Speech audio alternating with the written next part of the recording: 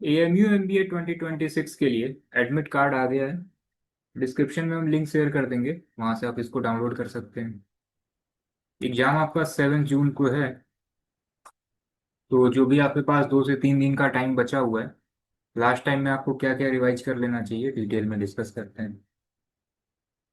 ठीक है, सबसे पहली चीज जो है, अगर 2 से 3 दिन का टाइम बचा हुआ है आपके पास, तो कुछ भी आपको नया पढ़ने की जरूरत नहीं है।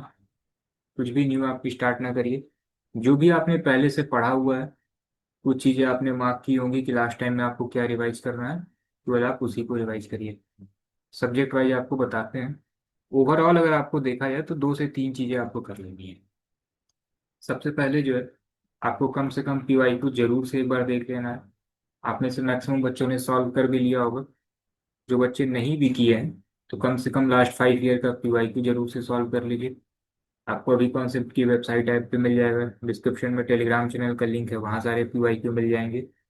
या अभी कॉन्सेप्ट के व्हाट्सअप नंबर पर मैसेज कर दीजिए, वहाँ पे आपको PYQ मिल जाएगा। तो ये जो 5 साल का PYQ है, इसको जरूर से देख लीजिए।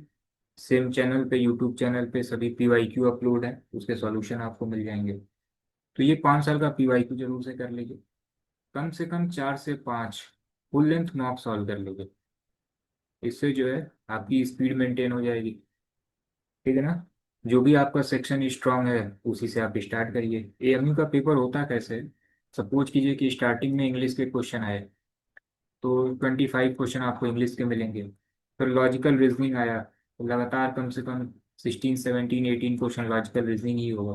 तो ऐसे सीक्वेंस के फॉर्म में होता है, 1 से 2 क्वेश्चन कभी कभी बीच में भी हो जाता है। जैसे सपोज कीजिए मैथ्स का क्वेश्चन है 25 क्वेश्चन, तो उसमें एक आध क्वेश्चन रीजनिंग का भी आ जाएगा। अदरवाइज पूरा सिस्टमेटिक होता है। तो 5 साल का PYQ जरूर से सॉल्व कर लीजिए। 4 से 5 फुल मार्क लगा लीजिए।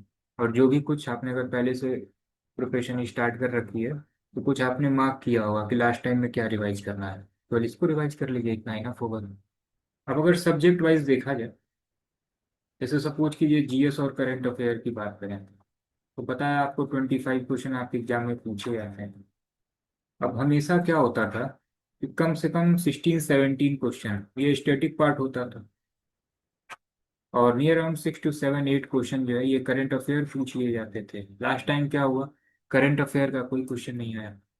पूरा ही क्वेश्चन जो है, 25 क्वेश्चन स्टैटिक पोर्शन था। इतना तो कंफर्म है कि 16 से 17 क्वेश्चन जो है स्टैटिक आएगा ही आएगा। तो जो बच्चे करंट अफेयर बिल्कुल टच ही नहीं किए हैं, जिन्होंने कवर कर रखा है, ठीक है आप रिवाइज कर लीजिए।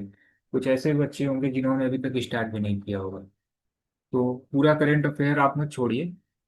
अवार्ड वाले क्वेश्चन देख लीजिए कि पिछले 6 से 7 महीने में जो अवार्ड दिए गए हैं उसको देख लीजिए। गवर्नमेंट की जो स्कीम है उसको देख लीजिए।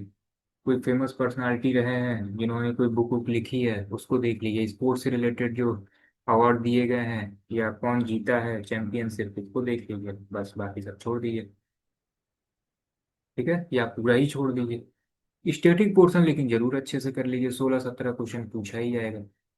ठीक है, इसको भी अगर आपने स्टार्ट नहीं किया है, तो अभी कॉन्सेप्ट की एक ई बुक है, उसमें आपको जो है नियर ऑन 110 टॉपिक मिल जाएंगे। पूरा कंटेंट आपको मिल जाएगा। एक एक टॉपिक जो है 3 से 4 पेज का है, उसको लेके एक बार रिवाइज कर लीजिए।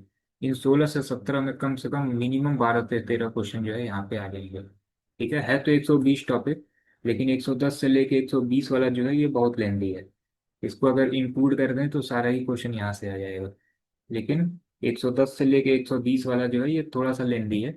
पूरा हिस्ट्री है, पूरा ज्योग्राफी है, जो इम्पोर्टेंट है स्टार्टिंग में 1 से लेके 110 में है। तो इसको लेके आप रिवाइज कर सकते हैं। ठीक है ना। तो स्टेटिक पोर्शन आप जरूर से देख लीजिए। नेक्स्ट क्वांट में आपको क्या करना है, क्वांट में अर्थमेटिक अच्छे से देख लीजिए। स्टेट से आजकल क्वेश्चन पूछा जा रहा है। लास्ट ईयर 2 से 3 क्वेश्चन स्टेट्स था, तो उसको देख लीजिएगा। अर्थमेटिक अच्छे से देख लीजिए। एडवांस पोर्शन में ज्योमेट्री मेंसुरेशन का जो basic formula, direct formula based question आता है, उसको देख लीजिए। और स्पेशली क्वांट का जो PYQ है AMU का 5 साल का, इसको जरूर से आप देख लीजिएगा। ठीक है ना। और सपोज कि कुछ ऐसे टॉपिक हैं जो आपने अभी तक स्टार्ट ही नहीं किया है, मान लेते हैं टाइम एंड वर्क नहीं किया, SICI नहीं किया, एडवांस पोर्शन में मान लेते हैं मेंसुरेशन प्रोबेबिलिटी आपने नहीं किया है, तो अब 3 दिन बचा हुआ है, छोड़ ही दीजिए। परमुटेशन कॉम्बिनेशन प्रोबेबिलिटी से क्वेश्चन आ ही जाते हैं आपके एग्जाम में, लेकिन अब आपने नहीं स्टार्ट किया है तो छोड़ना ही बेहतर होगा। ठीक है ना। तो कांट में आपने जितना पढ़ा है बस उसी को देखिए। लॉजिकल रीजनिंग में क्या कर सकते हैं आप? लॉजिकल रीजनिंग में सिंपली आपने पीवाईक्यू सॉल्व किया हो या ना किया हो, फिर से दोबारा कर लीजिए। ये 5 साल का पीवाईक्यू सॉल्व कर लीजिए, प्लस मॉक देख लीजिए, पूरा लॉजिकल रीजनिंग कवर हो जाएगा। लॉजिकल रीजनिंग का लेवल टफ नहीं होगा। डीआई क्या करना चाहिए? डीआई लास्ट ईयर तो डीआई से एक भी क्वेश्चन पूछा ही नहीं गया, उसके पहले 5, उससे पहले हर बार 10 क्वेश्चन आते ही थे। तो डीआई भी पीवाईक्यू सॉल्व कर लीजिए। कर लिया है आपने तो एक बार फिर से कर लीजिए, इनफ होगा। फिर डीआई में भी मॉक के क्वेश्चन सॉल्व कर लीजिए, कुछ एक्स्ट्रा नहीं करना होगा। नेक्स्ट, वर्बल एबिलिटी के लिए क्या करना चाहिए? तो एक बार one word substitution idiom phrases अच्छे से देख लीजिए। पैराजंबल के क्वेश्चन 2 से 3 दिन बचे हैं, पीवाईक्यू सॉल्व कर सकते हैं, पीवाईक्यू सॉल्व कर लीजिए।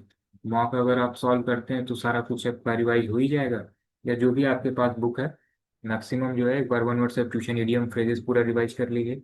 पैराजंबल के क्वेश्चन सॉल्व कर लीजिए, छोटे छोटे आरसी इसकी प्रैक्टिस कर लीजिए, ठीक है ना। कुछ फिलर टाइप के क्वेश्चन प्रैक्टिस कर लीजिए। तो लास्ट 2 से 3 दिन में कुछ नया नहीं पढ़ना है, एक प्रैक्टिस करते रहना है आपको टाइमिंग के साथ।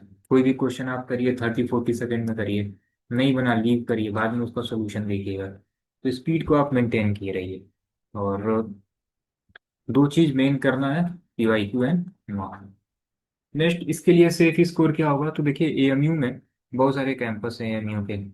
अगर आपको मेन कैंपस में एडमिशन चाहिए तो टारगेट करिए आप कि कम से कम 58 से 60 मार्क्स जो है आप अचीव करिए। इसमें भी जीडीपीआई का प्रोसेस है, तो सिलेक्शन तो 42-48 पे भी हो जाएगा, 52 पे भी हो जाएगा, ठीक है। कैटेगरी वाइज सबका अलग अलग है। लेकिन मेन कैंपस अगर आपको चाहिए तो नियर अराउंड इतना टारगेट करिए।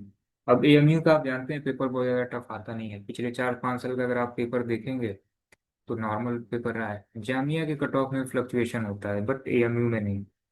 तो टारगेट आपको इतना लेके चलना है। मॉक अगर आप सॉल्व कर रहे हैं, अगर आपने अभी कॉन्सेप्ट का मॉक लिया है तो टोटल फुल लेंथ में 10 मॉक हैं। आप अगर अभी कॉन्सेप्ट का मॉक लेने का सोच रहे हैं तो इसको लीजिएगा तो मॉक नंबर 6 से ट्राई करिएगा, 6 से लेकर 10 तक का मॉक दीजिएगा, ठीक है ना। प्रायोरिटी पहले आप इसको रखिएगा। 2 लेवल का मॉक है, 1 से 5 थोड़ा सा इजी है, 6 to 10 जो है ये बिल्कुल जो है एएमयू के पैटर्न पे है। क्योंकि इन्होंने थोड़ा सा पैटर्न चेंज किया है, जैसे इन्होंने डीआई के क्वेश्चन कम किए हैं। करंट अफेयर ये लास्ट ईयर इन्होंने पूछा ही नहीं, तो जो लास्ट के 5 मॉक हैं इसमें आपको बहुत सारा फ्लक्चुएशन देखने को मिलेगा, ठीक है ना। तो सबसे पहले 6 से 10 अटेम्प्ट करिए, बाद में 1 से 5 अटेम्प्ट कर लीजिएगा या छोड़ ही दीजिएगा उसको। तो ये आपकी स्ट्रेटजी। तो बिल्कुल रिलैक्स होके जो है सारी चीज़ें रिवाइज करिए एंड अच्छे से पेपर दीजिए आप सब, ठीक है ना। चलिए देन फिर best of luck to everyone.